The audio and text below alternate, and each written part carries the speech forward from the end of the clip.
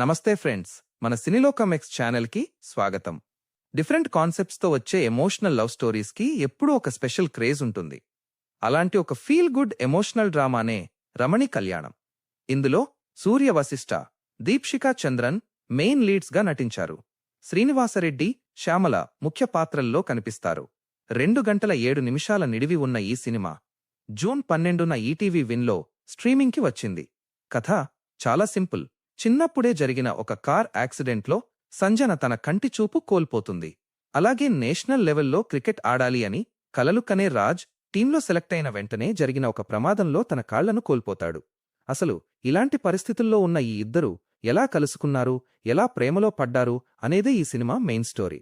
అంతేకాకుండా రాజ్కున్న ఇంకో health problem ఏంటి, చివరికి వీళ్ళిద్దరికీ పెళ్లి జరిగిందా లేదా, లాస్ట్లో సంజన తెలుసుకున్నా ఆ షాకింగ్ నిజమేంటి అనేది మనం సినిమాలో చూసి తెలుసుకోవాలి. నాకు ఈ సినిమాలో బాగా నచ్చింది వీళ్ళెంచుకున్న కాన్సెప్ట్. ఇద్దరు డిఫరెంట్లీ ఏబుల్డ్ వ్యక్తుల మధ్య లవ్ స్టోరీని చూపించడం నాకు చాలా కొత్తగా అనిపించింది. వీళ్ళిద్దరి మధ్య వచ్చే ఎమోషనల్ సీన్స్లో కెమిస్ట్రీ చాలా బాగా వర్కౌట్ అయింది.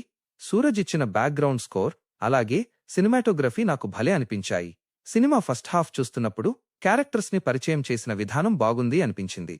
కానీ వాళ్ళ డైలీ రొటీన్ని చూపిస్తూ డైరెక్టర్ కథని కొంచెం స్లోగా నడిపించారు. ఇంటర్వెల్లో వచ్చే ట్విస్ట్ మాత్రం సెకండ్ హాఫ్ మీద ఇంట్రెస్ట్ పెంచుతుంది. సెకండ్ హాఫ్కొచ్చేసరికి ఎమోషన్స్ ఇంకాస్త డీప్గా వెళ్తాయి. క్లైమాక్స్ కూడా బాగా టచ్ అవుతుంది. కానీ నాకు కొన్ని విషయాలు అంతగా నచ్చలేదు. ఎమోషన్స్ ని న్యాచురల్గా కాకుండా డైలాగ్స్ రూపంలో ఎక్కువగా చెప్పించినట్లు అనిపించింది. దీప్షికా లిప్సింక్ కొన్ని చోట్ల అస్సలు సెట్ అవ్వలేదు. దానికి తోడు మధ్యలో వచ్చే పాటలు కథకి కొంచెం స్పీడ్ బ్రేకర్స్లా అనిపించాయి. మరి ఫ్యామిలీతో చూడొచ్చా అంటే ఖచ్చితంగా చూడొచ్చు. ఇందులో ఎలాంటి వల్గారిటీ లేదు.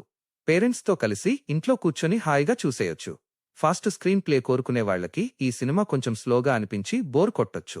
కానీ వీకెండ్కి ఒక మంచి ఎమోషనల్ లవ్ స్టోరీ చూడాలనుకుంటే మాత్రం రమణి కళ్యాణం ఒక మంచి చాయిస్. నా వరకైతే ఈ సినిమాకి 5కి 2.5 ఇస్తాను. ఈ వీడియో నచ్చితే ప్లీజ్ లైక్ చేసి మన సినీలోకం ఎక్స్ ఛానల్ని సబ్స్క్రైబ్ చేసుకోండి.